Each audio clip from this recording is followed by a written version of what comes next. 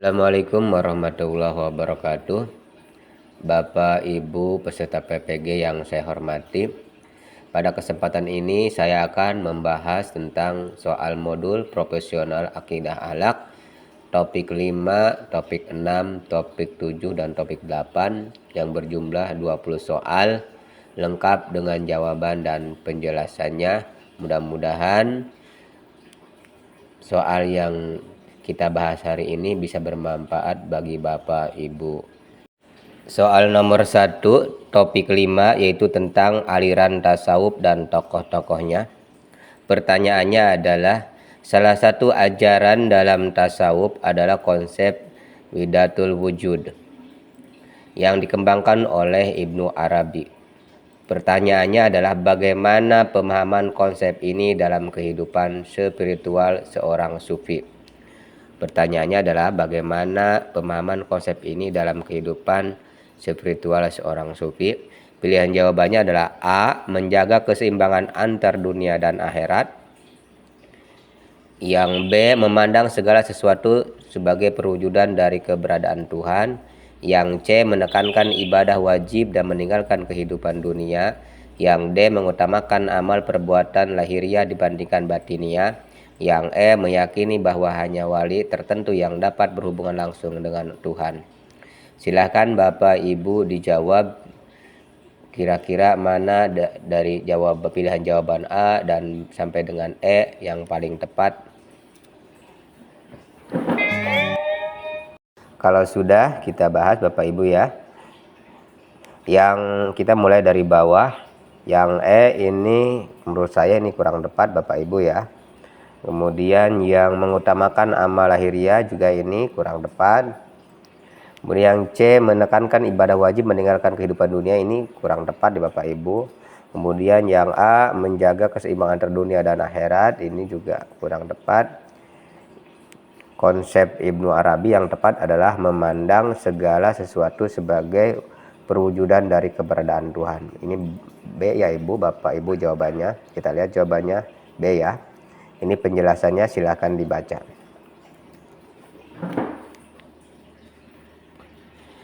Kalau sudah, kita lanjut soal nomor 2. Bagaimana perbedaan utama antara tasawuf akhlaki dengan tasawuf falsafi dalam membangun kesadaran spiritual? Pertanyaannya adalah, bagaimana perbedaan utama antara tasawuf akhlaki dan tasawuf falsafi? Pilihan jawabannya A. Tasawuf akhlaki lebih menekankan moralitas, sementara tasawuf falsafi lebih mengandalkan logika dan filsafat. Yang B. Tasawuf akhlaki fokus pada pemahaman ilmu kalam, sedangkan tasawuf falsafi menolak teologi. Yang C. Tasawuf akhlaki hanya berdasarkan pada dasar hukum fikih, sedangkan tasawuf falsafi menolak syariat. Yang D. Tasawuf akhlaki tidak mementingkan ibadah lahiriah, sementara tasawuf falsafi lebih menekankan ibadah fisik. Yang E. Tasawuf akhlaki mengutamakan filsafat, sementara tasawuf falsafi lebih berorientasi pada ibadah lahiriah. Silakan Bapak Ibu dijawab apa perbedaan tasawuf akhlaki dan tasawuf falsafi. Dari pilihan jawaban A, B, C sampai dengan E.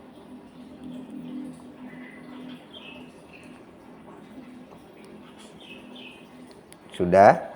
Kalau sudah, kita jawab Bu ya. Yang pertama kita dari E, ini menurut saya kurang tepat Bapak Ibu. Akhlak tidak mementingkan ibadah juga ini kurang tepat. Kemudian tasawuf hanya berdasarkan dosa hukum fikih juga ini kurang tepat.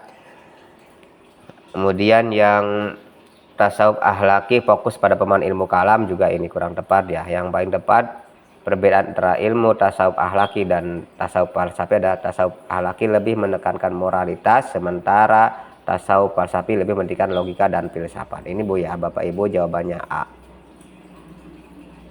Kita lihat jawabannya A Bapak Ibu ya. Ini penjelasannya, silahkan Bapak Ibu dibaca saja dan dipahami. Sini ada penjelasannya Bapak Ibu ya.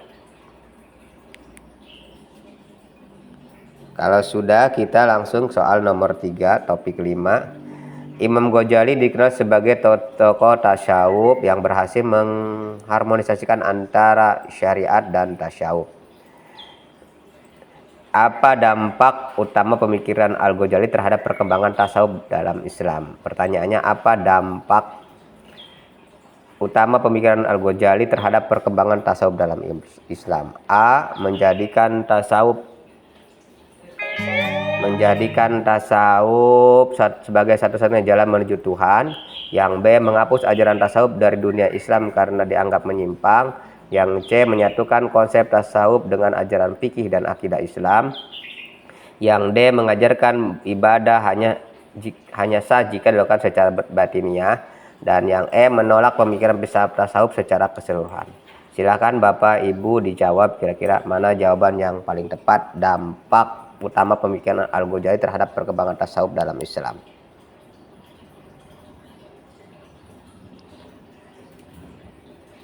Kalau sudah, kita mulai dibahas Bapak Ibu ya. Yang E ini menolak filsafat, menurut saya ini kurang pas ya jawabannya Bapak Ibu. Yang D mengajarkan bahwa ibadah hanya sah, ini juga kurang pas. Kita ke atas. Yang A menjadikan tasawuf sebagai ilmu satu-satunya jalan menuju Tuhan, ini juga salah ya Bapak Ibu, kurang pas. Menghapus ajaran tasawuf di dunia Islam, wah ini juga ini sama ya, ini nggak boleh, ini salah ya Bapak Ibu. Yang paling tepat adalah menyatukan konsep tasawuf dengan ajaran fikih dan kaidah Islam. Ini Bapak Ibu ya jawabannya yang B. Oke, jawabannya C ya, maaf Bapak Ibu. Kita lihat ya jawabannya C, ini penjelasannya, silahkan Bapak Ibu dibaca. Oke. Kita lanjut soal nomor 4 Bapak Ibu ya. Soal nomor 4, Syekh Abdul Qadir Al-Jailani dikenal sebagai tokoh sufi yang mendirikan tarekat Qadariyah. Salah satu ajarannya adalah tentang konsep tawakal yang tinggi kepada Allah. Bagaimana penerapan konsep tawakal dalam kehidupan sehari-hari menurut ajaran beliau? Soal yang ini lumayan sulit ya. Soal untuk tasawuf ya lumayan sulit, dari soal 1 sampai dengan soal 4 ini semuanya sulit semua. Tapi kita harus berusaha ya Bapak Ibu untuk menjawabnya semaksimal mungkin. Oke, kita langsung ke soal lagi. Silahkan Bapak Ibu dijawab. Pilihan jawabannya A, menyerahkan segalanya kepada Tuhan tanpa perlu berusaha. Yang B, berusaha dengan semaksimal dan tetap berserah diri kepada Allah. Yang C, hanya fokus pada ibadah tanpa memikirkan dunia. Yang D, menjalani kehidupan tanpa mempedulikan aturan agama. Yang E, meyakini bahwa usaha manusia tidak berpengaruh pada takdir. Silahkan Bapak Ibu dijawab. Kira-kira bagaimana penerapan konsep tawakal dalam kehidupan sehari-hari?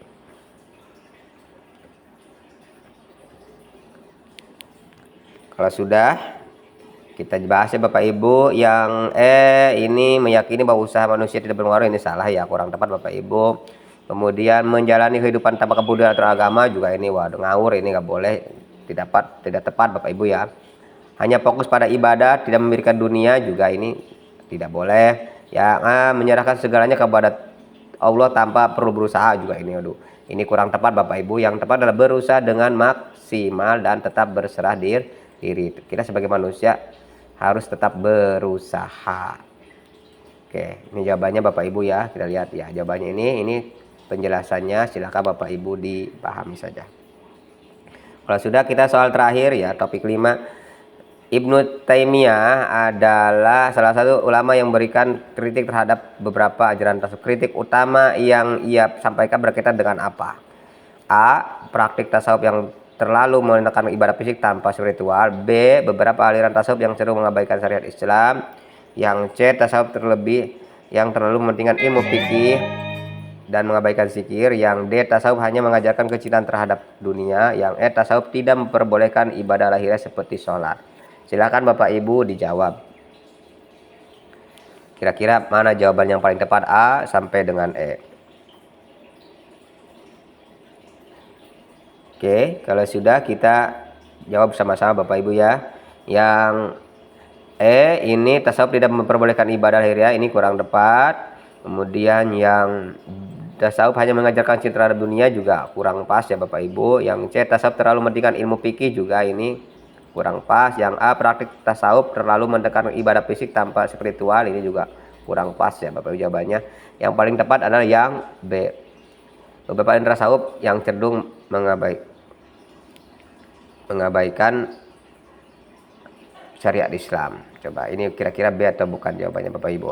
Ya. Di sini ada berlebihan aja hingga, nah silahkan di sini Bapak Ibu dibaca penjelasannya ya.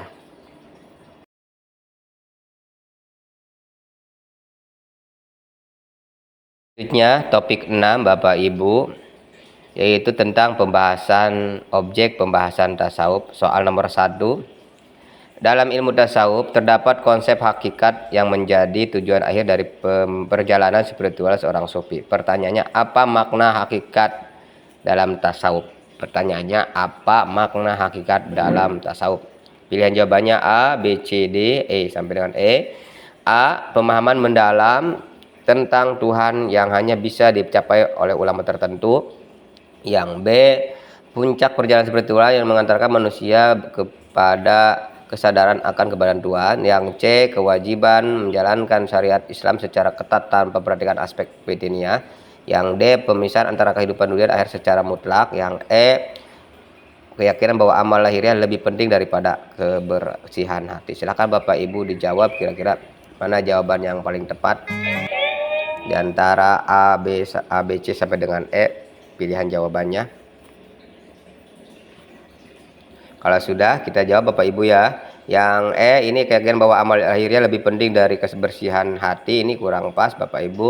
Kemudian pemisahan antara yang D, pemisahan kehidupan dunia dan akhirat juga kurang pas ya. Yang C, kewajiban menjalankan syariat Islam secara ketat tanpa memperhatikan aspek batiniah, juga ini kurang pas ya. Yang A, pemahaman mendalam tentang Tuhan hanya bisa dicapai oleh ulama, ini juga kurang pas. Bukan hanya ulama, kita juga orang muslim biasa, masyarakat atau manusia biasa selain ulama bisa memahami tentang Tuhan, tergantung keimanan dan ketakwaan kita. Ya, jawaban yang paling tepat adalah yang B, puncak perjalanan spiritual yang mengantarkan manusia kepada kesadaran akan keberadaan Tuhan. Nah, ini ya jawabannya Bapak Ibu. Kita lihat jawabannya ya B, ini penjelasannya, silakan Bapak Ibu dibaca.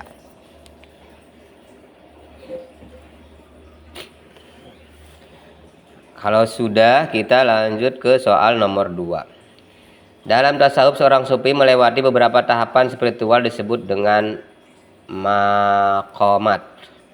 Apa tujuan dari maqamat itu? Pertanyaannya, apa tujuan dari maqamat itu? A. Menguasai ilmu kebatinan dan mendapatkan kekuatan spiritual. B. Menjalani berbagai tingkatan spiritual untuk mencapai kesempurnaan diri dan mendekatkan diri kepada Allah. Yang C. Meningkatkan semua aktivitas dunia hanya fokus pada ibadah. Yang D. Mempelajari ajaran filsafat sebagai bagian dari perjalanan tasawuf. Yang E. Mendapatkan kedudukan sosial yang tinggi di kalangan umat Islam. Silakan Bapak Ibu dijawab. Kira-kira mana jawaban yang paling tepat dari pilihan jawaban ini? Oke. Ya, sesuai dengan pertanyaannya, apa tujuan utamanya ya Bapak Ibu. Oke, kita lihat tujuan utamanya. Semuanya ini tujuan utama, tetapi kira-kira mana yang paling tepat? Oke, yang E ini kurang tepat menurut saya. Kemudian yang D juga ini kurang tepat ya. Yang C meninggalkan semua aktivitas, ini juga kurang pas. Yang A menguasai ilmu kebatinan mendapat kekuatan spiritual, ini kurang pas. Yang paling jawabannya logis atau paling masuk adalah yang menjalani berbagai tingkatan spiritual untuk mencapai kesempurnaan diri dan mendekatkan diri kepada Allah. Ini ya jawabannya Bapak Ibu. Yang B, tujuan utama dari maqamat adalah mendekatkan diri kepada Allah Subhanahu wa taala. Kita lihat jawabannya Bapak Ibu ya. Ya, jawabannya B betul. Ini penjelasannya silahkan dibaca dan dipahami. Kalau sudah, kita lanjut ke soal nomor 3. Dalam tasawuf terdapat 4 konsep ulama, syariat, tarikat, hakikat, dan marifat. Bagaimana hubungan antara keempatnya dalam perjalanan spiritual seorang sufi? Pertanyaannya, bagaimana hubungan antara keempatnya? Apakah ada hubungan apa tidak? Ada pilihan jawabannya. A. Syariat adalah hukum lahiriah, tarikat adalah jalan spiritual, hakikat adalah kebenaran sejati, marifat adalah pengetahuan mendalam tentang Tuhan. Yang B. Syariat harus ditinggalkan agar seorang mencapai hakikat dan marifat. Tarikat adalah tahap akhir perjalanan spiritual mendekatkan kebutuhan akan syariat. Yang D. Hakikat dan marifat hanya bisa dicapai oleh golongan tertentu tanpa perlu menjalani syariat dan tarikat. Yang E. Marifat hanya bisa memperoleh melalui meditasi tanpa perlu memahami syariat. Silakan Bapak Ibu dijawab kira-kira mana pilihan jawaban yang paling tepat. Oke. Kalau sudah kita jawab Bapak Ibu ya. Yang ini hanya mediasi, ini kurang tepat menurut saya. Hakikat hanya bisa capai golongan tertentu, ini juga kurang tepat. Kemudian tarikat dalam taib perjalanan spiritual, ini juga kurang tepat Bapak Ibu.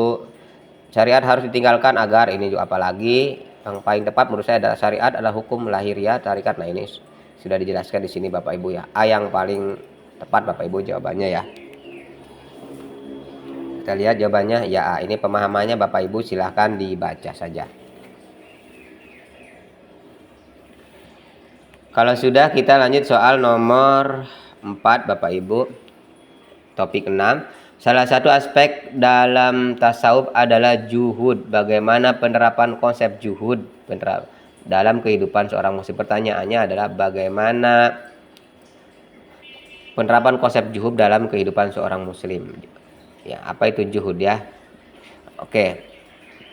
Saat A, menolak semua harta dan kehidupan dunia ini tanpa pengecualian. Yang B, menggunakan harta dengan bijak tanpa terikat secara berlebihan pada dunia. Yang C, meninggalkan semua bentuk pekerjaan dan hanya menghabiskan waktu untuk beribadah. Yang D, menyendiri di tempat terpencil dan menghindari interaksi dengan masyarakat. Yang E, meyakini bahwa kemiskinan adalah salah satunya jalan untuk mencapai kedekatan kepada Tuhan. Silakan Bapak Ibu dipilih jawaban yang paling tepat. Kira-kira yang mana, A, B, C, atau D? Kalau sudah, kita mulai Bapak Ibu ya.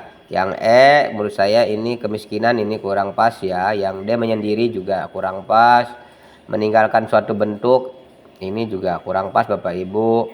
Kemudian menolak semua harta, waduh ini juga kurang pas Bapak Ibu. Itu ya, jawaban yang paling tepat adalah menggunakan harta dengan bijak di sini Bu ya, dengan bijak. Ini jawaban yang paling tepat menurut saya Bapak Ibu. Kita lihat jawabannya ya. Yang B, nah ini silahkan dibaca dan dipahami. Kalau sudah kita langsung soal terakhir nomor 5 topik 6 ya. Salah satu praktik utama tasawuf adalah zikir atau mengingat Allah. Bagaimana pengaruh zikir terhadap perkembangan spiritual seseorang dalam tasawuf? A, membantu memperkuat hubungan dengan Allah dan membersihkan hati dari sifat buruk. B, menggantikan kewajiban ibadah lain seperti sholat dan puasa. Yang C, hanya boleh dilakukan oleh orang yang sudah mencapai derajat tinggi dalam tasawuf. Yang D, bertujuan untuk mendapatkan karomah dan keistimewaan spiritual. Yang E, sebagai sarana untuk mendapatkan penglihatan gaib dan memahami rahasia alam. Silahkan Bapak Ibu dijawab kira-kira mana jawaban yang paling tepat dari pertanyaan pengaruh zikir terhadap perkembangan spiritual seseorang dalam tasawuf. Kalau sudah kita bahas Bapak Ibu ya. Yang E ini menurut saya ini kurang tepat Bapak Ibu ya. Yang D, bertujuan untuk mendapatkan karomah, juga kurang pas. Zikir itu bukan tujuan ke situ. Yang C, hanya boleh dilakukan, ini juga kurang pas. Zikir boleh oleh semua orang ya Bapak Ibu. Yang B, menggantikan kewajiban ibadah lainnya seperti sholat. Nah ini salah kaprah ya.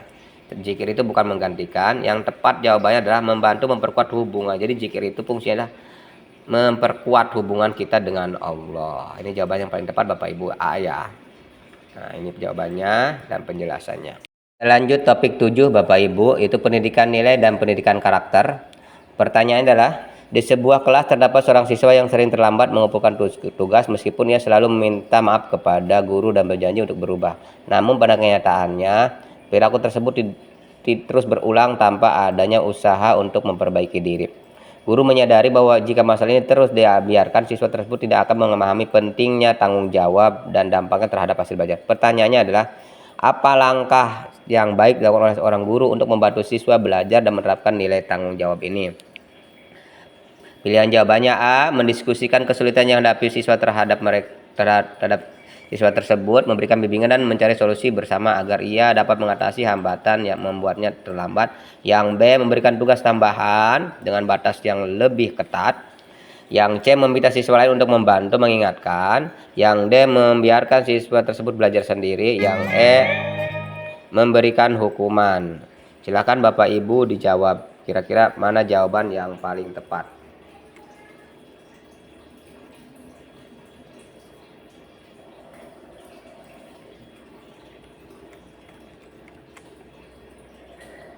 Silakan Bapak Ibu. Kalau sudah kita bahas ya Bapak Ibu ya.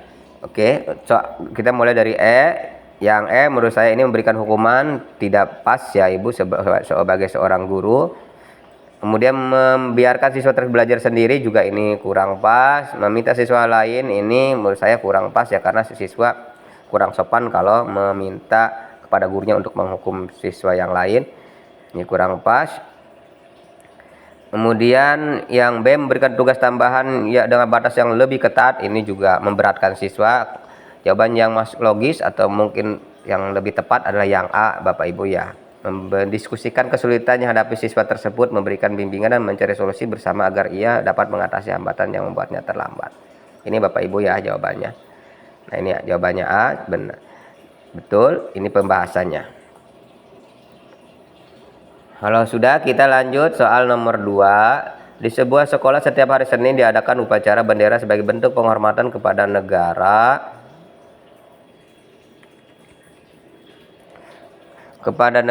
dan penguatan karakter cinta. Namun ada beberapa siswa yang sering menghindari upacara dengan alasan malas berdiri lama, menganggapnya tidak penting. Sebagai siswa yang memahami nilai karakter bangsa, pertanyaannya adalah bagaimana cara yang efektif untuk membangun kesadaran teman-temannya mengenai pentingnya mengikuti upacara bendera. A. Meminta guru untuk memberikan sanksi. B. Menyindir siswa tersebut. C. Mengajak teman-teman berdiskusi mengenai makna pentingnya upacara bendera. Yang D. Mengabaikan mereka. Yang E. Memaksa mereka. Silakan Bapak Ibu dijawab kira-kira mana jawaban yang paling tepat. Kalau sudah, kita langsung bahas Bapak Ibu ya. Menurut saya yang E ini memaksa, ini kurang tepat Bapak Ibu. Mengabaikan juga ini kurang tepat, bukan solusi. Mengajak teman-teman berdiskusi, ini kunci dulu. Yang A meminta guru, ini tadi kurang sopan ya, siswa minta kepada gurunya. Menyindir siswanya juga ini kurang pas ya Bapak Ibu ya. Jangan menyindir siswa, kasihan. Oke, yang paling tepat adalah mengajak. Jadi kita sebagai siswa mengajak teman-teman kita berdiskusi tentang mengenai maknanya pentingnya upacara bendera membangun rasa cinta tanah air. Yang C Bapak Ibu ya jawabannya. Nah ini jawabannya dan penjelasannya, silakan Bapak Ibu dibaca. Soal nomor 3. Dalam lingkungan sekolah, pendidikan karakter dapat diterapkan melalui berbagai metode. Salah satu metode yang efektif adalah menjadikan guru dan tenaga pendidik sebagai contoh nyata. Pertanyaannya adalah mengapa metode ini sangat penting dalam pendidikan karakter ya. Jadi guru jadikan contoh nyata. Mengapa metode ini sangat penting dalam pendidikan karakter? A. Karena siswa lebih mudah memahami teori dibandingkan contoh nyata. B. Menjadikan guru hanya sebagai diterapkan melalui otoritas yang ketat. Yang C. Karena metode ini lebih murah dengan metode lain. D. Guru merupakan satu-satunya faktor yang berperan dalam pendidikan. Yang E adalah karena keterangan yang diberikan guru membantu siswa memahami dan menginternalisasi nilai dengan lebih baik melalui pengalaman langsung. Silakan Bapak Ibu dijawab kira-kira mana jawaban yang paling tepat. Kalau sudah, kita bahas Bapak Ibu ya. Menurut saya yang A ini kurang tepat Bapak Ibu. Yang B ini juga kurang tepat. Yang C metode lebih murah juga ini kurang tepat. Guru merupakan salah satu-satunya, ini juga kurang tepat. Selain guru ada orang tua ya Bapak Ibu. Yang paling tepat adalah yang E, yang ini ya.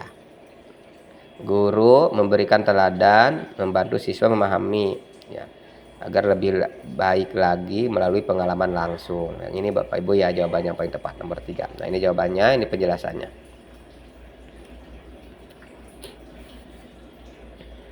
Oke, kita lanjut soal nomor 4. Dalam pendidikan karakter, pembiasaan nilai positif harus dilakukan secara konsisten agar menjadi bagian dari kepribadian. Apa yang dapat dilakukan seorang siswa untuk menginternalisasi nilai-nilai tersebut dalam kehidupan sehari-hari? Pertanyaannya, ya, ini apa yang dapat dilakukan seorang siswa ya mengenai nilai-nilai tersebut dalam kehidupan sehari-hari? A. Menerapkan nilai-nilai karakter hanya saat berada di sekolah saja untuk menghindari hukuman. Yang B menghafal teori tentang nilai-nilai karakter. Yang C menerapkan nilai-nilai seperti disiplin, kejujuran, tanggung jawab dalam aktivitas sehari-hari secara konsisten. Yang D meniru perilaku teman sebaya tanpa mempertimbangkan apakah itu baik dan buruk. Yang E mengandalkan guru dan orang tua untuk selalu mengingatkan tentang nilai-nilai karakter tanpa usaha sendiri. Silakan Bapak Ibu dijawab kira-kira mana jawaban yang paling tepat dari pilihan jawaban A, B, C, D sampai E. Kalau sudah kita bahas Bapak Ibu ya. Yang E ini menurut saya ini kurang tepat Bapak Ibu. Kemudian yang D perilaku teman ini juga waduh bahaya ini ya. Kalau kita tidak menyaringnya ini berbahaya. Yang A ini menerapkan hanya berada di sekolah. Ini di sekolah doang, di luar enggak, juga ini enggak, kurang tepat ya. Yang B menghafal teori. Kalau ini menghafal saja tidak cukup Bapak Ibu, harus mempraktekkan dan mencontohnya ya. Jawaban yang paling tepat adalah menerapkannya. Jadi kita harus menerapkannya ya Bapak Ibu. Jawabannya adalah yang C. Oke, ini ya jawabannya betul. Ini penjelasannya Bapak Ibu silahkan dibaca saja.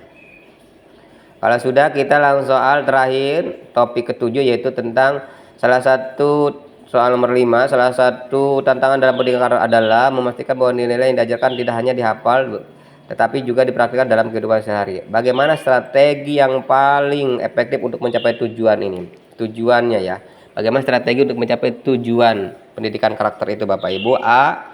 Memberikan hukuman yang berat kepada siswa. B. Mengajarkan nilai hanya dalam mata pelajaran tertentu. C. Mengkaitkan pendidikan karakter dengan pengalaman nyata dan memberikan contoh konkret dalam kehidupan sehari-hari. D. Memaksa siswa untuk mengikuti aturan. D. Menyerahkan sepenuhnya tanggung jawab pendidikan karakter kepada orang tua atau keluarganya di rumah. Silakan Bapak Ibu, mana jawaban yang paling tepat kira-kira menurut Bapak Ibu? A, B, C sampai dengan E. Kalau sudah kita jawab Bapak Ibu ya. Yang E menurut saya ini sepenuhnya tanggung jawab pada orang tua, ini kurang tepat. Ya, pendidikan karakter juga tanggung jawab orang tua dan guru ya. Yang D memaksakan ini juga kurang pas ya, tidak bisa dipaksakan. Yang A memberikan hukuman ini juga sama. Yang mengajarkan siswa pada mengajarkan siswa nilai karakter hanya dalam mata pelajaran tertentu, ini juga kurang pas ya. Semua mata pelajaran harus diajarkan nilai karakter. Yang paling tepat adalah mengaitkan pendidikan karakter dengan pengalaman nyata dan memberikan contoh konkret dalam kehidupan. Ini Bapak Ibu ya, yang tepat adalah yang C ya. Itu jawabannya. Ini penjelasannya, silakan Bapak Ibu dibaca dan dipahami saja. Topik terakhir Bapak Ibu, topik 8, yaitu tentang moderasi beragama. Soalnya nomor 1, sikap moderasi beragama menuntut umat beragama untuk selalu berusaha menempatkan agama pada tempat yang seimbang dan tidak ekstrim. Moderasi beragama dapat diwujudkan melalui sikap saling menghargai antar umat beragama serta memahami bahwa agama bukan untuk memecah belah, tapi untuk menciptakan kedamaian. Pertanyaannya adalah, apa sikap yang paling tepat yang dapat mencerminkan moderasi beragama dalam kehidupan sehari-hari? Ya, pertanyaan, apa sikap yang paling tepat dalam mencerminkan moderasi beragama dalam kehidupan sehari-hari? A. Mengkritik keyakinan agama lain secara terbuka. B. Menghindari segala bentuk interaksi dengan orang yang berbeda agama. C. Memaksakan keyakinan agama kepada orang lain. D. Menghargai perbedaan agama dan menjalani kehidupan dengan toleransi. Yang E. Mengisolasi diri dari kelompok yang berbeda agama. Silahkan Bapak Ibu dijawab kira-kira mana jawaban yang paling tepat antara A, B, C sampai dengan E.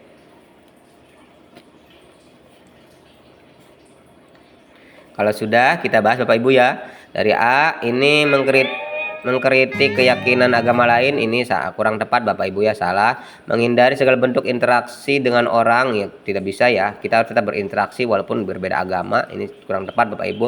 Memaksakan keyakinan, ini apalagi, ini kurang tepat Bapak Ibu jawabannya ya. Kemudian mengisolasi diri, nah ini juga tertutup kepada agama lain juga nggak boleh ya. Jawaban yang paling tepat adalah menghargai perbedaan. Nah ini yang paling menghargai perbedaan dan tetap bertoleransi kepada agama yang lain ya. Ini jawaban yang paling tepat Bapak Ibu. D ya. Nih penjelasannya, silahkan dibaca saja. Kalau sudah kita lanjut nomor 2. Pertanyaannya adalah, di dalam Di masyarakat Indonesia memiliki keberagaman beragama. Terdapat berbagai cara dalam beribadah, menjalankan tradisi, merayakan hari besar keagamaan, misalnya ketika warga di suatu desa gotong royong membantu tetangga yang sedang mengadakan acara keagamaan, tanpa memandang perbedaan keyakinan. Apa bentuk perilaku yang dapat Anda lakukan sebagai pelajar untuk mendukung moderasi beragama di lingkungan sekitar Anda? Pertanyaannya, apa perilaku yang dapat dilakukan seorang siswa atau pelajar untuk mendukung moderasi beragama di sekitar rumahnya? A. Meminta teman berbeda agama untuk mengikuti kebiasaan agama yang sama. B. Menyatakan bahwa tradisi agama lain kurang sesuai. Yang C. Menyebarkan informasi yang tidak akurat. Yang D. Menghormati cara beribadah dan tradisi agama lain. Yang D. Menghindari interaksi. Silahkan Bapak Ibu dijawab kira-kira mana yang paling tepat jawabannya. Sesuai dengan soalnya ya Bapak Ibu, bentuk perilakunya. Kalau sudah kita bahas Bapak Ibu, yang E menghindari interaksi menurut saya ini kurang tepat ya. Kemudian yang A meminta teman berbeda agama untuk mengikuti kebiasaan agama yang lain juga ini kurang pas, salah ya. Menyatakan tradisi agama lain kurang sesuai juga nggak boleh ya. Kemudian menyebarkan informasi yang tidak akurat, nah ini berarti informasi hoax ya, nggak boleh ya. Jawaban yang paling tepat adalah menghormati cara beribadah dan tradisi agama lain dengan tidak mencampuri urusan mereka ya. Nah ini jawabannya yang paling tepat Bapak Ibu ya. Nah ini jawabannya, ini penjelasannya, silakan Bapak Ibu dibaca dan dipahami saja. Kalau sudah kita lanjut soal nomor 3. Suatu hari terjadi perbedaan pendapat di masyarakat mengenai penyelenggaraan acara keagamaan yang melibatkan fasilitas umum. Sebagian masyarakat mendukung, sementara sebagian lainnya merasa keberatan karena alasan tertentu. Sebagai seorang pelajar yang memahami nilai-nilai budaya agama, apakah langkah yang bisa Anda usulkan untuk menyelesaikan perbedaan tersebut? Sebagai seorang pelajar apa yang memahami nilai-nilai budaya beragama, apa langkah yang Anda usulkan untuk menyelesaikan perbedaan tersebut? Pilihan jawabannya adalah A. Mencari jalan tengah melalui dialog terbuka dan saling menghormati pandangan kedua belah pihak. Yang B. Meminta masyarakat mayoritas untuk mengambil keputusan. Yang C. Menyerahkan penyelesaian sepenuhnya kepada tokoh. Yang D. Membiarkan perbedaan pendapat berjalan terus agar masing-masing pihak belajar dari konflik. Yang E. Menghindari pembicaraan tentang permasalahan ini. Silakan Bapak Ibu dijawab pilihan A sampai dengan E. Kalau sudah kita bahas yang E, mengusahakan menghindari perbicaraan tentang permasalahan, ini kurang tepat ya. Kemudian yang D, membiarkan perbedaan berjalan terus, ini juga kurang tepat, bukan solusi ya. Kemudian yang A, mencari jalan tengah melalui dialog terbuka. Kita kunci dulu yang ini, kita ke B dulu. Meminta masyarakat mayoritas untuk mengambil keputusan, ini menurut saya kurang ya. Minoritas nggak diajak juga nggak boleh. Menyelesaikan penyelesaian sepenuhnya kepada tokoh, ini juga kurang tepat ya. Jawaban yang paling tepat yang A Bapak Ibu. Ini jawabannya dan penjelasannya, silahkan dibaca saja. Kalau sudah, kita lanjut soal nomor 4.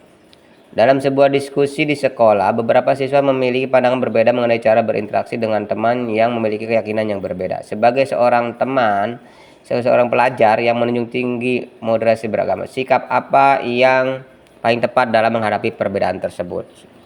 Ada dua kubu ya, antara yang menerima dan menolak. Sikap si orang pelajar itu bagaimana yang paling baik?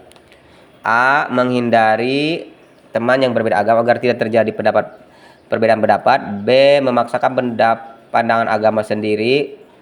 Yang C. Menghormati keyakinan teman lain dan berdiskusi. Yang D. Menyebarkan pandangan negatif. Yang E. Mengabaikan perbedaan agama. Silahkan Bapak Ibu dijawab kira-kira mana yang paling tepat.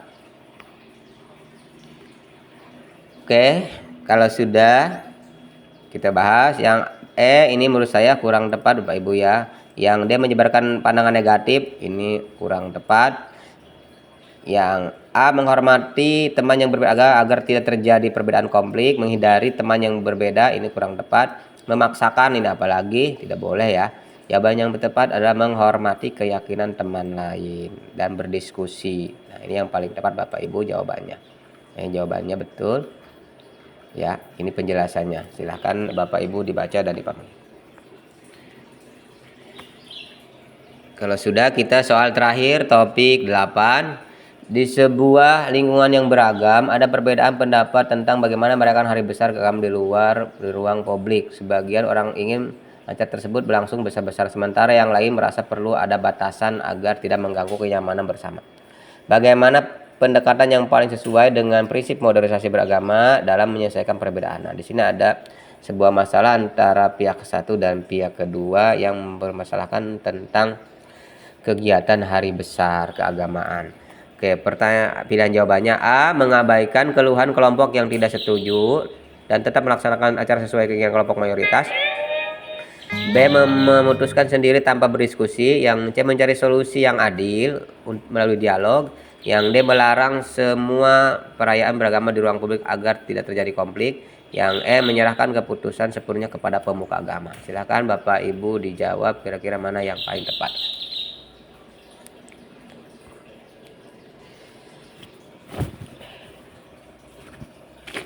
Kalau sudah, kita bahas Bapak Ibu ya. Yang E ini memutuskan semuanya kepada pemuka agama, menurut saya kurang tepat ya Bapak Ibu. Melarang, yang D melarang perayaan, apalagi ini kurang tepat. Yang A mengabaikan keluhan, ini nggak boleh ya. Kita harus tetap menerima keluhan. Memutuskan sendiri juga tidak boleh, harus tetap bermusyawarah. Yang terakhir adalah yang C, mencari solusi yang adil ya. Ini yang paling tepat, yang C menurut saya Bapak Ibu ya. Kita lihat jawabannya. Dan ini penjelasannya, silakan Bapak Ibu. Oke.